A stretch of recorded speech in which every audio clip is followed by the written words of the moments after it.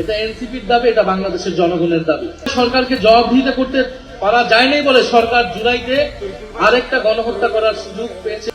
শাপলার এই গণহত্যা, শাপলার এই হত্যাকাণ্ড বাংলাদেশের ইতিহাসে, বাংলাদেশের রাজনীতিতে অনেক বড় একটা ক্ষত তৈরি করে গিয়েছে। যদি শাপলা গণহত্যাকে সেই সময় আমরা ঠেকিয়ে দিতে পারতাম, সেই সময় যদি যারা এটার জন্য দায়ী, সরকার, রাষ্ট্রযন্ত্র এবং বিভিন্ন রাজনৈতিক এলিমেন্ট, তাদেরকে যদি বিচারের আওতায় আমরা আনতে পারতাম, তার বিরুদ্ধে যদি সামগ্রিকভাবে সমাজের এবং রাজনীতির সকল পক্ষ আমরা দাঁড়াতে পারতাম, তাহলে কিন্তু জুলাই গণহত্যা হতো না।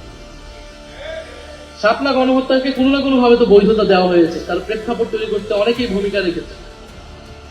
ফলে সেই সময় সরকারকে জবাবদিহিতা করতে পারা যায় নাই বলে সরকার জুলাইতে আরেকটা গণহত্যা করার সুযোগ পেয়েছে, সাহস পেয়েছে।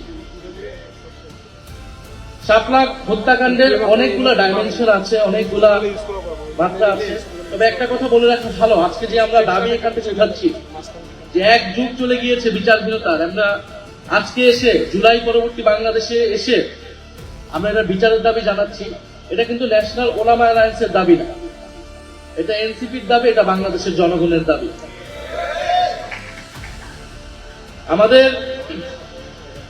আমরা জানি 13 সালের প্রেক্ষাপটটা, যে 2013 সালে যুদ্ধাপরাধীর বিচারের দাবিতে একটা আন্দোলন শুরু হলো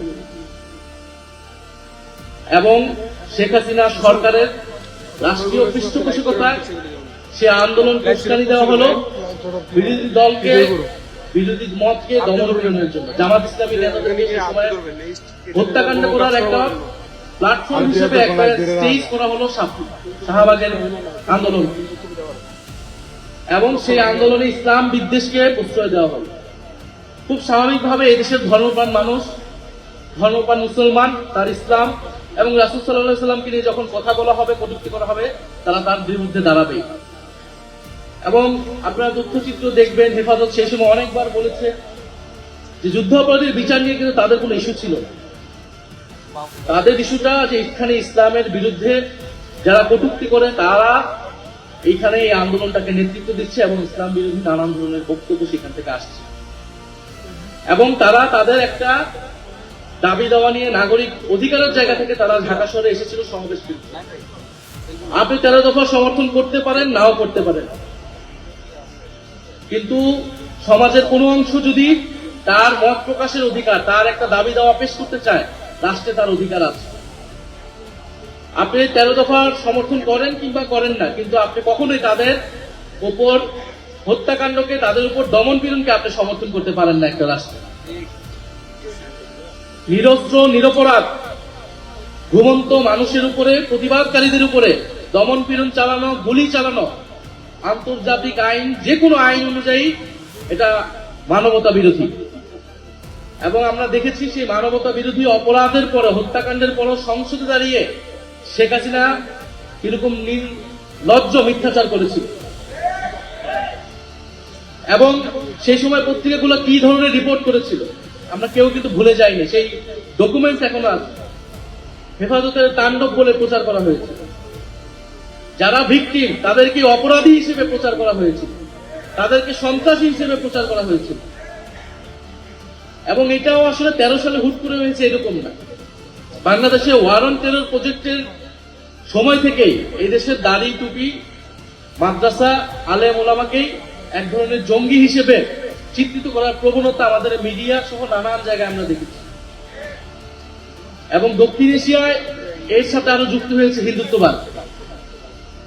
ফলে আমাদের স্বাভাবিকভাবে সাধারণ মুসলমান অনেকেই দাঁড়িয়ে রাখেন, অনেকেই রাখেন না। আমাদের আলেম ওলামা, মাদ্রাসা ছাত্র, তাদেরকে আদারাইজ করে ফেলা, তাদেরকে সমাজ থেকে বিচ্ছিন্ন করে ফেলা, যেন বা তারা সমাজের ভিতরে অন্য একটা সেগমেন্টের লোক, কিন্তু তারা তো আমাদের সমাজেরই অংশ, আমাদের ভাই বন্ধু, আমাদের আত্মীয় স্বজনরাই তো মাদ্রাসায় পড়ে। আমরা কেউ স্কুল কলেজে পড়েছি, আমার ভাই বোনেরা কেউ মাদ্রাসায় পড়েছি। ফলে এই যে তাদেরকে আলাদা করে দেওয়ার একটা রাজনীতি, সমাজকে বিভাজিত করে দেওয়া হয়েছে এই রাজনীতির মাধ্যমে, এটার একটা রূপ আমরা দেখেছি 13 সালে শাপলা এবং শাহবাগের মধ্যে দিয়ে। এবং এর ফায়দা নেওয়ার চেষ্টা করেছে সেই সময় ফ্যাসিস্ট সরকার, শেখ হাসিনার সরকার। আমি আরেকটা কথা বলতে চাই যে আমার ব্যক্তিগত মত হচ্ছে রাজনৈতিক লড়াই এর দায়িত্ব আসলে রাজনৈতিক দলগুলোর। সেই সময় শাপলা এক ভাই বলেছেন যে বিএনপি তাদের সাথে ছিলেন, হেফাজতের সাথে ছিলেন, অবশ্যই সাথে ছিল বিএনপি, কিন্তু বিএনপির ভূমিকা আসলে কিরকম ছিল এটা আসলে এই সময়ে এসে এটা বিশ্লেষণের দাবি রাখে। দেশের জনগণের একটা বড় অংশ যখন বিপদগ্রস্ত, এরকম একটা রাজনৈতিক হত্যাকাণ্ড হচ্ছে, রাজনৈতিক দল হিসেবে, বিরোধী দল হিসেবে বিএনপির উচিত ছিল সেই আন্দোলনের নেতৃত্ব নেওয়া, আরো বোল্ড ভূমিকা রাখা।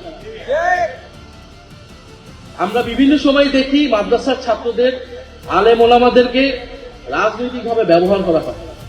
এই যে মৃত্যুর মুখে, গুলির মুখে ঢাকা শহরে এনে মাদ্রাসার ছাত্রদেরকে ঠেলে দেওয়া হলো, এর দায় কি বাংলাদেশের সেই সময় সকল রাজনৈতিক দল নিবে না?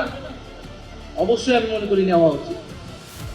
অবশ্যই ফ্যাসিস্ট সরকার, তার যৌথ বাহিনী, তার পুলিশ বাহিনীর এটার দায়, কিন্তু আমাদের রাজনৈতিক দলগুলার যদি আরো রাজনৈতিক ভূমিকা থাকতো, সক্রিয় ভূমিকা থাকতো, তাহলে হয়তো এই ধরনের হত্যাকাণ্ড আমরা এড়াতে পারতাম। ফলে আমরা চাই না যে আমাদের আলেম ওলামা, আমাদের মাদ্রাসা ছাত্রদেরকে তাদেরকে গুটি হিসেবে ব্যবহার করা হোক, ক্ষমতার হাতিয়ার হিসেবে কেউ ব্যবহার করুক, এবং তাদেরকে সমাজে অপরায়ণ করে রাখা হোক, সমাজে আদার করে রাখা হোক। তারা এই সমাজেরই অংশ, তাদেরও নাগরিক অধিকার আছে, তাদেরও দাবি দেওয়া থাকে, তারা সেটা প্রকাশ করবে, সরকার সেটা বিবেচনা করবে, সরকার তাদের সাথে ডায়ালগ করবে যে সেই দাবি কতটুকু তারা মানবে, কতটুকু মানবে না। আমাদের মাদ্রাসার ছাত্র, আলেম ওলামা, তাদেরকে যে ভিন্নভাবে জঙ্গি হিসেবে চিত্রিত করা, এই প্রবণতা থেকে আমাদের সমাজ, আমাদের রাষ্ট্র, আমাদের শিক্ষিত সমাজ, রাজনৈতিক দল, আমাদের সবাইকেই বের হতে হবে। এবং আমি সংসদের শেষ বক্তব্য বলেছি, এই দেশের জঙ্গিবাদের উপাদান থাকতে পারে, জঙ্গি প্রবণতা যদি থাকে সেটাকে সঠিকভাবে চিহ্নিত করে সেটাকে আইনের ভিত্তিতে সমাধান করা উচিত। কিন্তু ঢালাওভাবে মাদ্রাসার ছাত্রদেরকে জঙ্গি হিসেবে চিত্রিত করা, দাড়ি টুপি থাকলে বিশ্ববিদ্যালয়ের ছাত্রদেরকে হলে শিবির বলে নির্যাতন করা, এইটা কিন্তু আমরা কোনোভাবে আর অ্যালাউ করব না। এবং এই রাজনীতি শেখ হাসিনা সরকার করেছিল, এই রাজনীতি যাতে এই সরকার না করে, আমরা সরকারের প্রতি সেই আহ্বান জানাচ্ছি। আজকের এই অনুষ্ঠানের জন্য, প্রোগ্রামের জন্য আমি ধন্যবাদ জানাই। এবং আমাদের আজকের এখান থেকে বক্তব্যটা খুবই সুস্পষ্ট যে এখানে একটা মানবতা বিরোধী অপরাধ হয়েছিল 2013 সালে, এবং আমরা এখনো দেখি বিভিন্নভাবে বলার চেষ্টা করা হয় বিভিন্ন জায়গা থেকে যে এই মানবতা বিরোধী হত্যাকাণ্ড হয়নি, তেমন কেউ আসলে মারা যায়নি। এবং সরকারের উচিত একটা সুস্পষ্ট একটা তদন্ত রিপোর্ট প্রকাশ করা যে আসলে কতজন হত্যাকাণ্ডের শিকার হয়েছিল, সেই পরিবারগুলোর এখন কি অবস্থা, তাদেরকে রাষ্ট্রীয় স্বীকৃতি দেওয়া, এবং ভবিষ্যতের জন্য আমাদের নতুন প্রজন্মকে সচেতন করতে হবে আমাদেরকে, যাতে এই ধরনের হত্যাকাণ্ড, এই ধরনের যে সমাজে বিভাজন হয়ে যাওয়া, সেটা যাতে আর না হয়।